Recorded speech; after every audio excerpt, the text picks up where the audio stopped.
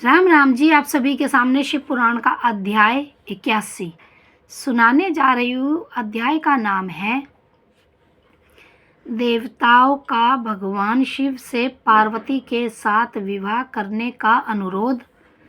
भगवान का विवाह के दोष बताकर अस्वीकार करना तथा उनके पुण्य प्रार्थना करने पर स्वीकार कर लेना। ब्रह्मा जी कहते हैं, नारद देवताओं ने वहां पहुंचकर भगवान रुद्र को प्रणाम करके उनकी स्तुति की।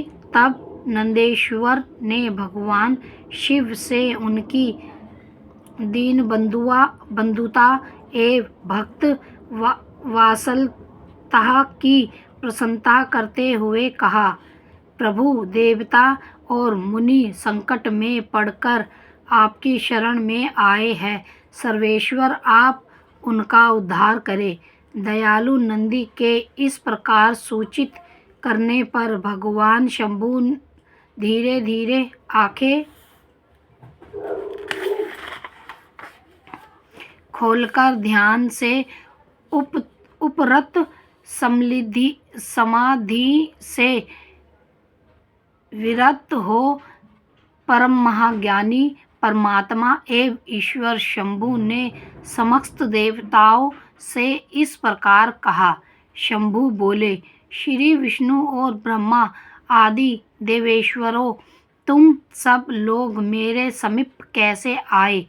तुम अपने आने का जो भी कारण हो वह शीघ्र बताओ। भगवान शंकर का यह वचन सुनकर सब देवता प्रसन्न हो कारण बताने के लिए भगवान विष्णु के मुंह की ओर देखने लगे। तब शिव के महाभक्त और देवताओं के हितकारी श्री विष्णु मेरे बताए हुए देवताओं के महत्तर कार्य को सूचित करने लगे। उन्होंने कहा, शंभु, तत्कार सुनने देवताओं को अत्यंत अद्भुत एवं महान कष्ट प्रदान किया है। यही बताने के लिए सब देवता यहाँ आए हैं। भगवान आपके ओर से पुत्र से ही तारक दैत्य मारा जा सकेगा और इसकी किसी प्रकार से नहीं। मेरा यह कथन सर्वथा सत्य है। महादेव, इस प्रकार विचार करके आप कृपा करें। आपको नमस्कार है। स्वामीन तारकासुर के द्वारा उपस्थित किए गए इस कष्ट से आप देवताओं का उद्धार कीजिए। देव शंभु, आप दानी ने हाथ से गिरजा का परिग्रहण करे। गिरिराज हिमावन के द्वारा दी हुई महानुभवा पार्वती को परिग्रहण करके द्वारा ही अनुग्रहस्त कीजिए। श्री विष्णु का यह वचन सुनकर योग्य प्राणायाम भगवान शिव ने उन सब को उत्तम गति का दर्शन करते हुए इस प्रकार कहा, देवताओं, जो ही मैंने सर्वज्ञ सुंदरी गिरजा देवी को स्वीकार किया, तो ही समस्त सुरेश्वर यह ऋषि मुनि सकाम हो जाएंगे। फिर तो वह परम प्रतहत पर चलने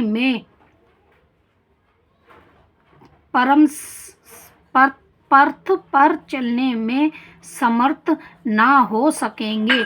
दुर्गा अपने परिग्रहण मात्र से ही कामदेव को जीवित कर देगी। विष्णु, मैं कामदेव को जलाकर देवताओं का बहुत बड़ा कार्य सिद्ध किया है। आज से सब लोग मेरी साथ सुनिश्चित स्वरूप से निष्काम होकर रहे। देवताओं, जैसे मैं हूँ उसी तरह तुम सब लोग पृथक पृथक रहकर कोई विश्वास प्रयत्न किए बिना ही अत्यंत दुष्कर एवं उत्तम तपस्या कर सकोगे। अब उस मदन के ना होने पर तुम सब देवता समाधि के द्वारा परमात्मानंद का अनुभव करते हुए निर्विकार हो जाओ, क्योंकि काम नरक की ही प्राप्ति करने वाला है।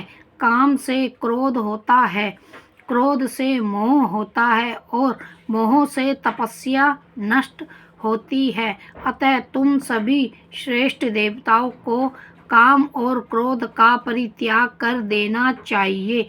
मेरे इस कथन को सभी कभी अत्यंत अन्यथा नहीं मानना चाहिए। ब्रह्मा जी कहते हैं, नारद वृषभ के चिन्ह से युक्त ध्वजा धारण करने वाले भगवान महादेव ने इस प्रकार की बातें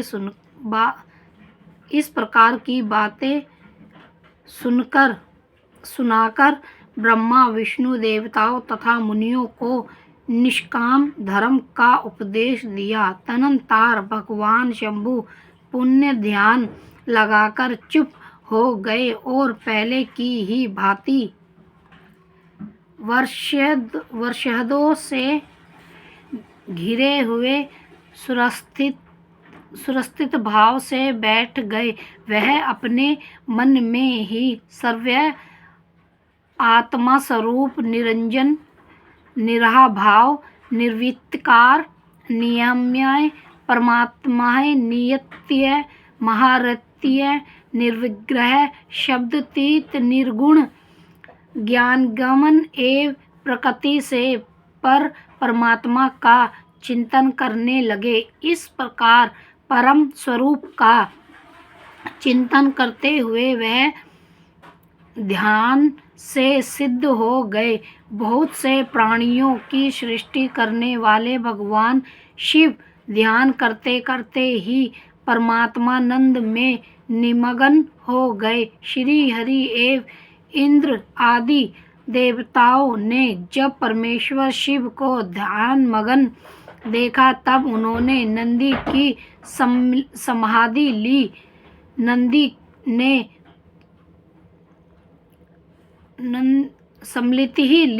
नंदी ने पूर्ण दीन भाव से स्तुति करने के लिए कहा। उनकी इस समस्या हित के अनुसार देवता स्तुति करने लगे। वह बोले, देव महादेव, करुणा सागर प्रभु, हम आपकी शरण में आए हैं। आप महान क्लेश से हमारा उद्धार कीजिए।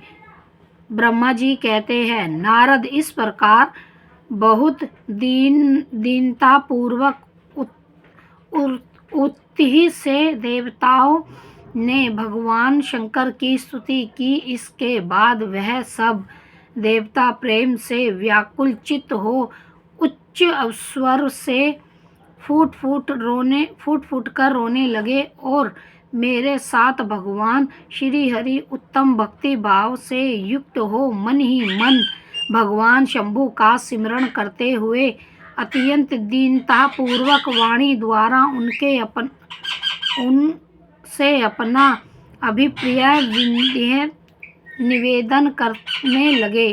देवताओं ने मेरे साथ श्री हरि के इस प्रकार बहुत स्तुति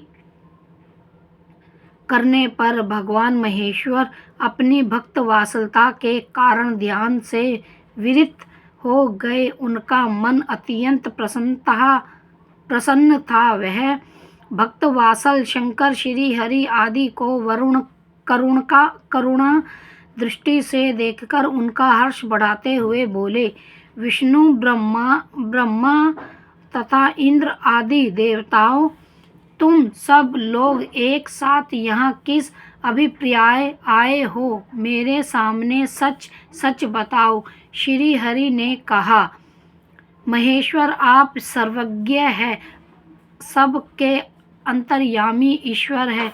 क्या आप हमारे मन की बात नहीं जानते? अवश्य जानते हैं। यद्यपि आपकी आज्ञा से मैं सर्वज्ञ भी कहता हूँ। सुखदायक शंकर, हम सब देवताओं को तारकासुर से अनेक प्रकार का दुख प्राप्त हुआ है। इसीलिए देवताओं ने आपको प्रसन्न किया। आपके लिए ही उनके गिरिराज हिमालय से शिवा का उत्पत्ति कराई है। शिवा के गर्भ से आपके द्वारा जो पुत्र उत्पन्न होगा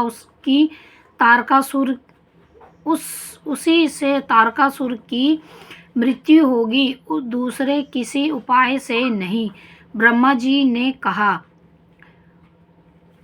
उस दैत्य को यही वर दिया है।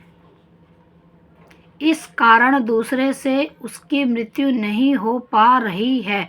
अतः वह निडर होकर सारे संसार को कष्ट दे रहा है। इधर नारद जी की आज्ञा से पार्वती कठोर तपस्या कर रही है। उनके तेज से समस्त चराचर प्राणियों सहित त्रिलोक की आच्छादित हो गई है। इसीलिए परमेश्वर, आप शिवा को वर देने के लिए जाइए। सर्वमीन देवताओं का दुख मिटाइए और हमें सुख दीजिए। शंकर, मेरे साथ देवताओं के हृदय में आपके विवाह का उत्सव देखने के लिए बड़ा भारी उत्साह है। अतः आप यथोचित रीति से विवाह कीजिए। परमेश्वर, आपने रति को जो वर दिया था उसकी पूर्ति का अवसर आ गया है। अतः आप अपनी प्रतिज्ञा को शीघ्र सफल कीजिए। ब्रह्मा जी कहते हैं, नारद ऐसा कह उन्होंने प्रणाम करके श्री विष्णु आदि देवताओं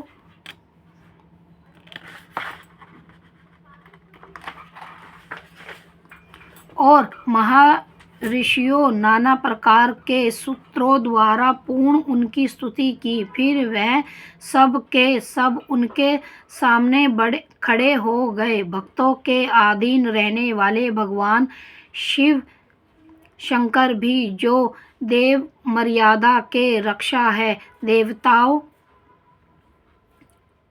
देवताओं की बात सुन हंसकर बोले, हरे हरे विधे और हे देवताओं, तुम सब लोग आदर पूर्वक सुनो। मैं यथोचित विशेषतः विवेक पूर्वक बात कह रहा हूँ। विवाह करना मनुष्य के लिए उचित कार्य नहीं है, क्योंकि विवाह दंडता पूर्वक वध करने वाली एक बहुत बड़ी बेड़ी है। जगत में बहुत सा कुसंग है, परंतु स्त्री का संग उनमें सबसे बढ़कर है। मनुष्य सारे संबंधों से छुटकारा पा सकता है, परंतु स्त्री प्रसंग रूपी बंधन से वह मुक्ति नहीं पा पाता।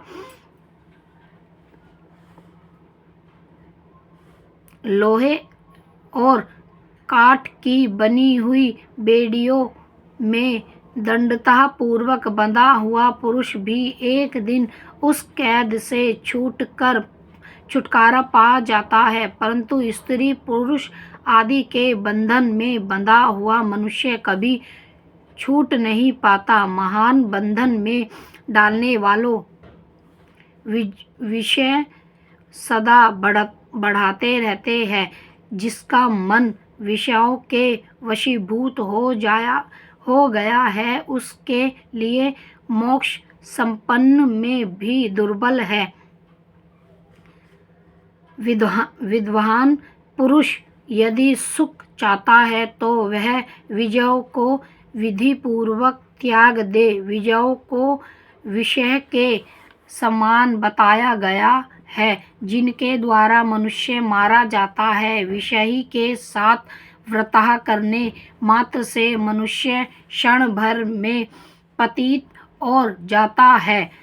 आचार्यों विजय को मिश्री मिलाई हुई वरुणी मदिरा कहा गया है। यद्यपि मैं इस बात को जानता हूँ और यद्यपि विषय के इन सारे दोषों का मुझे विशेष ज्ञान है, यद्यपि मैं तुम्हारी प्रार्थना को सफल करूँगा, क्योंकि मैं भक्तों के अधीन रहता हूँ और भक्त वात्सल्यवश उचित अनुचित सारे कार्य कराता हूँ। इसीलिए तीनों लोकों में अयथोचित कार्यता के रूप में मेरी प्रसिद्धि है। भक्तों के लिए मैंने अनेक बार बहुत से प्रयत्न करके कष्ट सहन किए हैं। गृहपति होकर विश्वानर मुनि का दुख दूर किया है। हरे विदे, अब अधिक कहने की कार्य आवश्यकता। मेरी जो प्रतिज्ञा है उसे तुम सब लोग अच्छी तरह जानते हो। मैं यह सत्य कहता हूँ कि जब जब भक्त पर कहीं विपत्ति आती है तब मैं